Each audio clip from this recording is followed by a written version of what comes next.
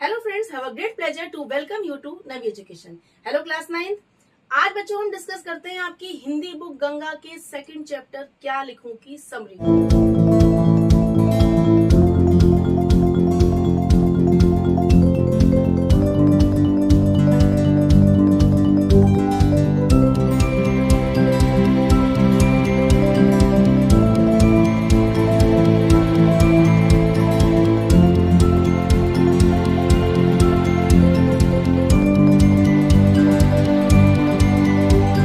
मैंने क्या लिखूं के की पॉइंट्स का शॉर्ट अपलोड कर दिया है।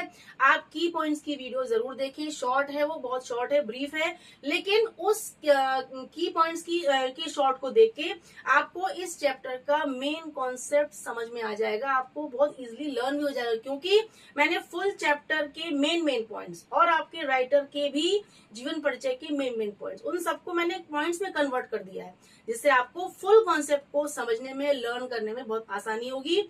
आज हम देखते हैं समरी। देखिए समरी क्या है आपका, ये चैप्टर स्टोरी के रूप में तो है नहीं, थोड़ा डीप चैप्टर है, डीप कॉन्सेप्ट है, जिससे आपको थोड़ा लर्न करने में डिफिकल्टी हो सकती है। लेकिन आज मैं आपको इस तरीके से समझाऊंगी ताकि आपको इस चैप्टर का एक्सप्लेनेशन, इसकी समरी, इसके क्वेश्चंस वगैरह सभी कुछ सॉल्व करने में, उनको लर्न करके सॉल्व करने में बहुत ज्यादा आसानी होने वाली है। ठीक है, अब मैंने क्या किया है, आज मैंने आपके चैप्टर की पूरी समरी को, ठीक है, समरी को आपको मेन जो इनके पॉइंट्स बन सकते हैं उन पॉइंट्स को मैंने कन्वर्ट कर दिया है। ठीक है, अब इन पॉइंट्स को आपको समरी में लिखना नहीं है, लेकिन इन पॉइंट्स को आप पढ़ के इन पॉइंट्स को केवल लर्न कर लीजिए, तो आप आराम से इनको सेंटेंस में कन्वर्ट कर सकते हैं और समरी लिख सकते हैं या क्वेश्चंस को सॉल्व कर सकते हैं।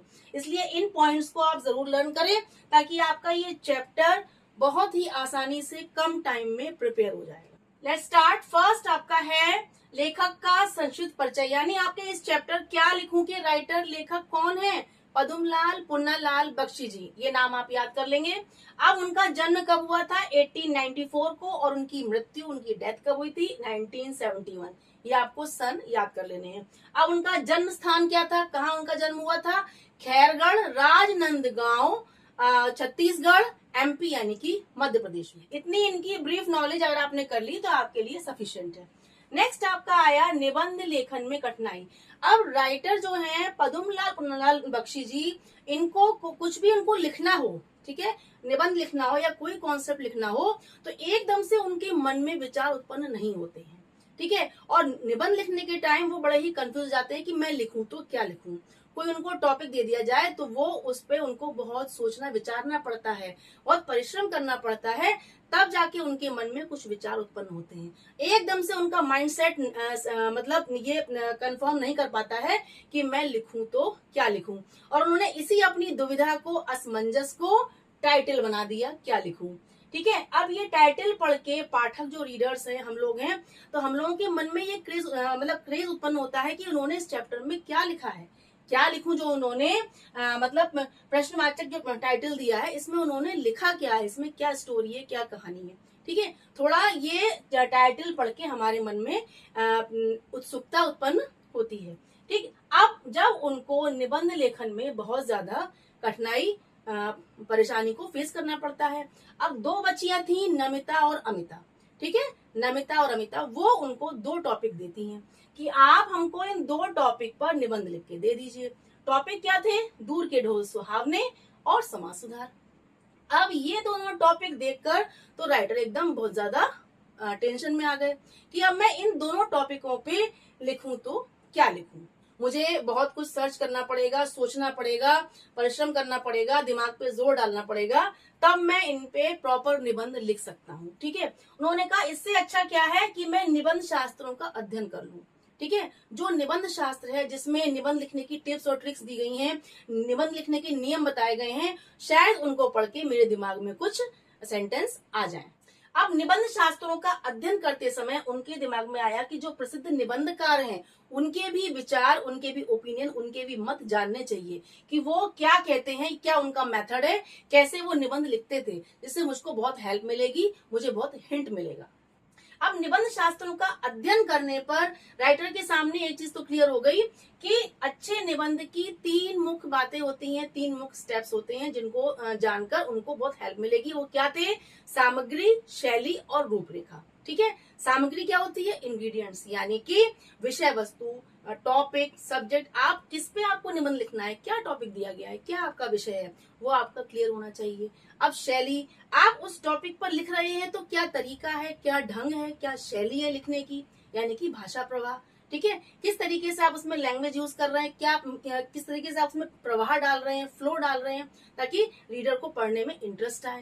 दैट इज कॉल्ड शैली। अब सामग्री और शैली क्लियर हो गई। देन क्या था? रूपरेखा, यानी कि निबंध लिखने के पहले उसकी आउटलाइन, उसकी रूपरेखा, उसके मुख्य स्टेप्स तैयार कर लेना चाहिए, जिससे आपको फटाफट निबंध लिखने में बहुत ज्यादा डिफिकल्टी ना होते हुए आप इजिली निबंध को लिख सकते हैं। ठीक है, जैसे मैंने आपके इस चैप्टर की आउटलाइन बना दी है, इन आउटलाइन से आपको इसकी समरी लिखने में 100% डिफिकल्टी नहीं होगी। ये स्टेप्स आपने लर्न कर लिए, ये चैप्टर आपका प्रिपेयर, फिर आप अपने मन से इनमें सेंटेंस बनाकर इस समरी को लिख सकते हैं, इस आंसर को पूरा कर सकते। नेक्स्ट उन्होंने देखा कि जो प्रसिद्ध निबंधकार एजी गार्डनर हैं, उनका क्या मत है, उनका क्या विचार है।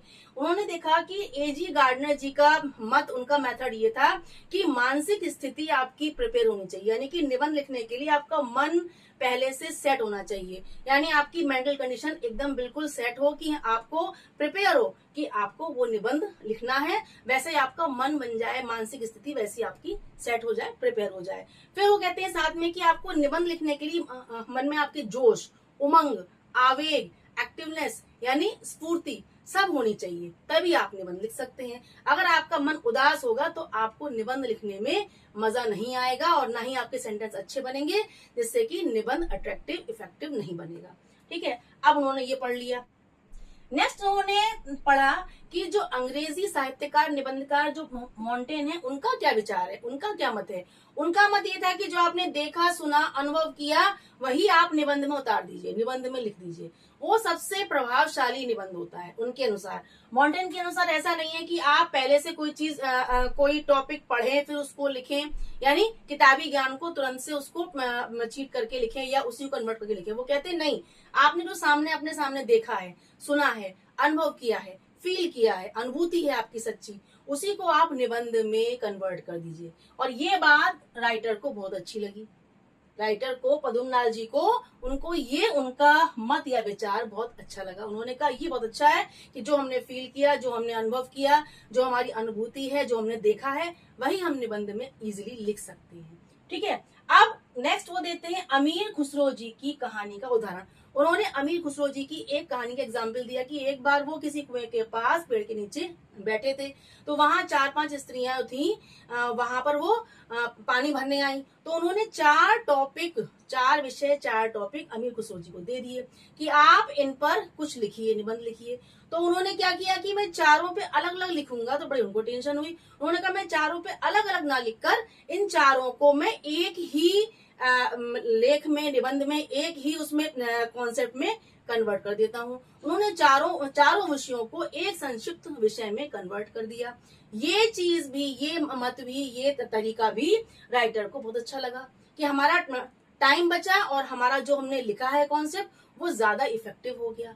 4 बार पढ़ने की बजाय चारों विषयों को एक ही में समझ लिया, पढ़ लिया, यानी ये ज्यादा अच्छा हुआ, इफेक्टिव हुआ, प्रभावशाली हुआ। ठीक है, इस तरीके से उन्होंने अमीर खुसरो, एजी गार्डनर और मॉन्टेन जी तीनों के विचार मत पढ़े और उनसे उन्होंने सीख ली। अब उनके सामने था दूर के ढोल सुहावने होते हैं, इसको हम इसमें क्या लिखें। उन्होंने कहा ये वास्तव में दूर के ढोल सुहावने होते हैं, यानी दूर कहीं ढोल बज रहा है, कहीं कहीं नगाड़ा बज रहा है या कोई तेज आवाज है, तो हमको दूर से बड़ी अच्छी लगेगी क्योंकि वो हमें हल्की सुनाई दे रही है। ठीक है, लेकिन जब हम उसके पास जाते जाएंगे तो वो बड़ी कैसे लगेगी, कर्कश लगेगी, यानी कि हमारे कानों को चुभेगी, क्योंकि उसकी साउंड बढ़ती जाएगी, हमको उसकी वास्तविकता का, रियलिटी का अनुभव होगा, तो हमारे कानों को वो आवाज चुभेगी, यानी वो हमको अच्छी नहीं लगेगी। ऐसे ही कोई भी चीज दूर है वो हमको अच्छी लगेगी, लेकिन जब हम उसके पास जाते हैं तो हमें उसकी रियलिटी का, वास्तविकता का आभास होता है, तब उसमें क्या कमियां हैं, क्या खामियां हैं, कैसे हमें उसमें स्ट्रगल करना है, संघर्ष करना है, तब हमें उसका ज्ञान होता है। नेक्स्ट हमारा है युवा वर्ग वर्सेस वृद्धगण, यानी जो हमारी जो यंग जनरेशन है और जो हमारे ओल्ड पीपल हैं, उन दोनों के बीच क्या रहता है, उनके बीच क्या टकराव रहता है, उनके विचारों में, मतों में। क्यों?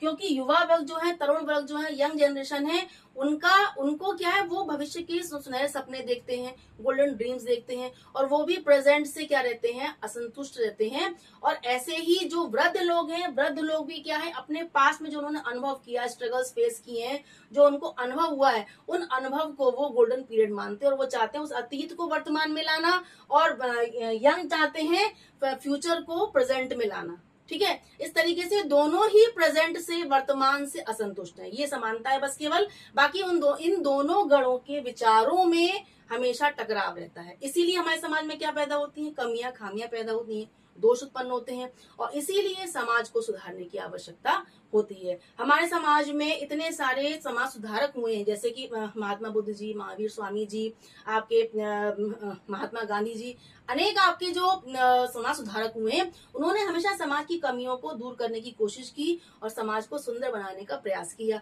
और ये प्रोसेस आपकी बंद नहीं होनी है, चलती रहनी है, क्योंकि हमारे समाज में कमियां उत्पन्न होती रहेंगी और उनको सुधारने के लिए समाज सुधारक पैदा होते रहेंगे और समाज को सुंदर बनाते रहेंगे। क्यों? क्योंकि जो आज हमारे लिए अच्छा है, वो कल वो ही कमी बन जाएगा, दोष बन जाएगा। क्यों बन जाएगा? क्योंकि समाज परिवर्तनशील है ना।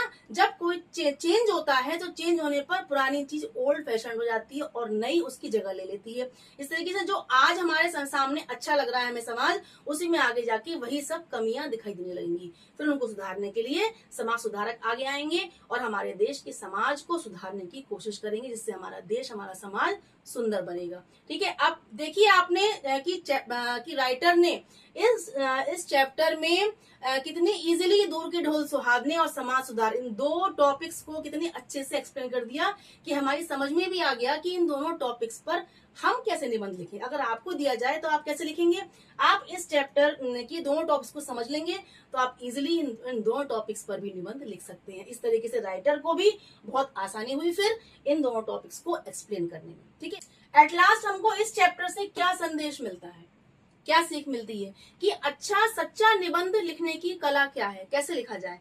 आपको केवल आपने 4 किताबें पढ़ ली, उनको देख के निबंध लिख लिया, तो वो आपका एक्चुअल रियल निबंध नहीं है।